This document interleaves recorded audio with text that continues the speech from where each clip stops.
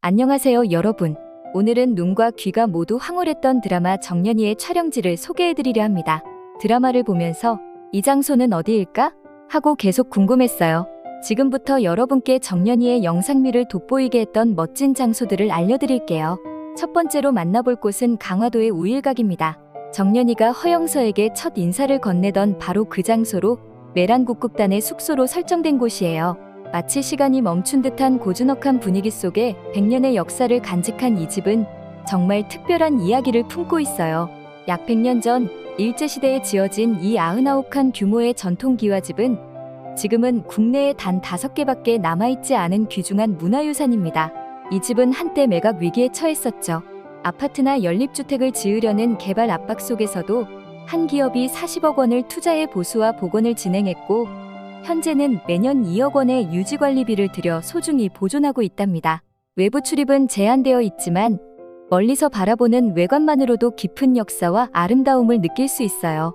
강화도를 방문하신다면 꼭 한번 이 고즈넉한 공간을 찾아보세요. 마치 드라마 속 한 장면처럼 마음에 깊이 새겨질 거예요. 두 번째로 소개할 곳은 서울 종로구 북촌의 백인제 가옥입니다. 드라마에서 한성여관으로 등장한 이 집은 우리 근현대사의 아픔과 희망을 동시에 담고 있는 특별한 공간이에요. 원래 이 집은 친일파 이완용의 외조카가 축적된 재산으로 지은 북촌 최대 규모의 가옥이었어요. 이후 언론인 최선익을 거쳐 1944년에는 당대 최고의 외과의사였던 백인제 선생이 거주하게 됩니다.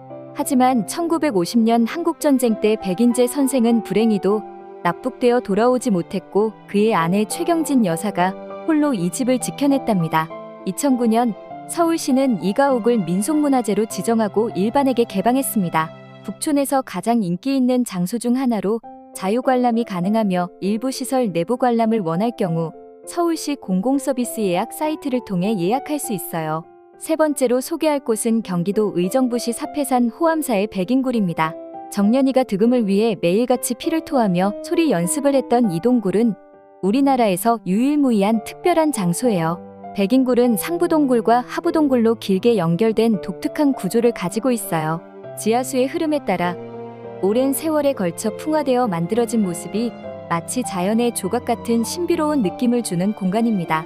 이름의 유래도 흥미로운데 100명이 들어갈 수 있을 만큼 넓다는 의미와 호암사 백인당의 현판에 그려진 흰 호랑이에서 유래했다는 두 가지 설이 있다고 합니다. 네 번째로 찾아갈 곳은 전라남도 완도군 청산면의 청산도입니다. 정년이의 정겨운 고향집이 있는 이곳은 이미 서편제로 유명한 영화 촬영지이기도 해요. 원래는 지붕이 빨간색인데요. 1950년대 분위기를 위해 방송에서는 포토샵 처리로 초가지붕을 구현한 것으로 보여집니다. 다섯 번째, 운보 김기창 화백의 사저 운보의 집은 드라마 속에서 배우 이덕화가 어린 공선이와 찾았던 판소리 명장 임진의 집으로 등장했습니다.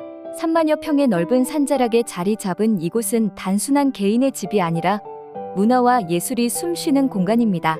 미스터 션샤인과 재벌집 막내 아들 등 수많은 작품의 배경이 되었던 이곳은 예술의 숨결을 느낄 수 있는 특별한 장소예요. 여섯 번째로 소개할 곳은 나간읍성 민속마을입니다. 정년이가 정자 언니와 함께 걸었던 성벽길과 빨래터 장면이 담긴 이곳은 고즈넉한 전통 한옥마을의 정취를 온전히 간직한 곳이에요.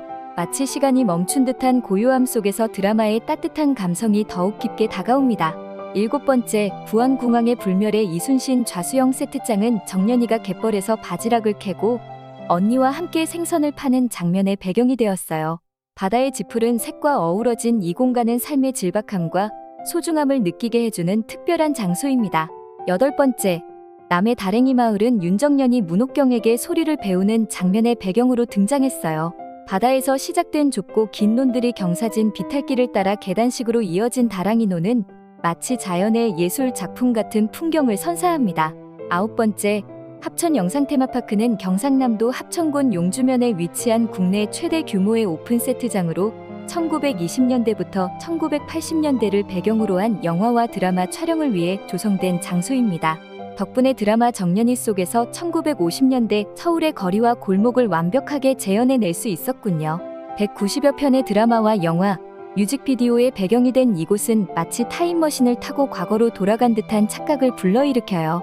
조선총독부 청사, 경성역 반도호텔, 세브란스 병원, 적산가옥 커리 등이 대표적입니다. 또한 1950년대 평양 거리와 1960에서 80년대 서울 소공동 거리도 재현되어 있다 하니 꼭 한번 직접 가보고 싶어집니다. 10번째, 사운고택은 목포의 자경고 공연을 위해 내려온 문옥경이 머물던 한성여관의 배경으로 사용되었어요.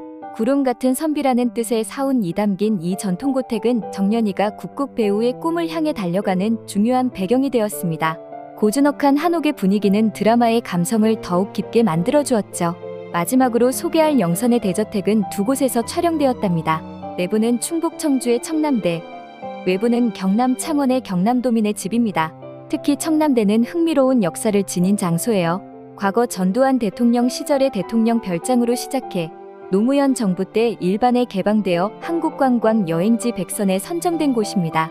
이 대저택은 드라마 속 허영서의 권력과 격조를 보여주는 상징적인 공간이었죠. 넓은 정원, 고풍스러운 건물, 그리고 주변 풍경은 마치 시대의 풍요로움과 권력의 무게를 동시에 보여주는 듯했습니다. 드라마 정년이의 촬영지를 따라가다 보면 우리나라의 아름답고 의미 깊은 장소들을 만나게 됩니다.